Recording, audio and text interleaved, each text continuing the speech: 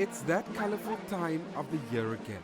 The annual Pooch's Parade in Tompkins Square here in New York City.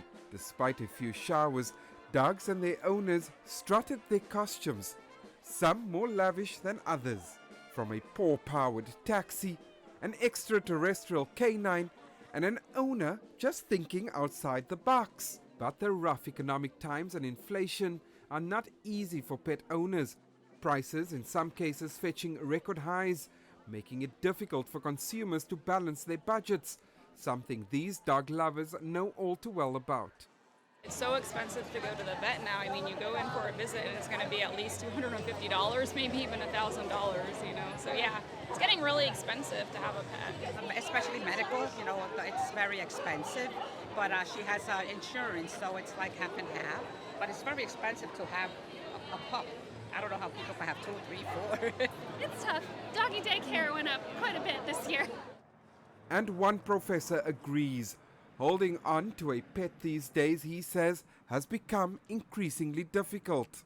This is definitely a new area of concern that's emerged where people have become, with the economic times becoming increasingly more difficult, people have been questioning and trying to figure out how do they balance their own personal spending and their needs with the needs of their pets.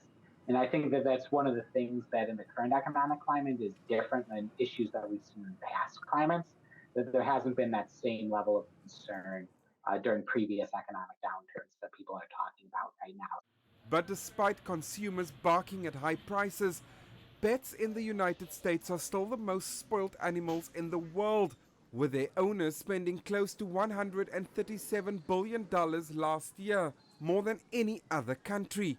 Americans adore their pets and will go to great lengths to ensure they live a life of luxury and comfort.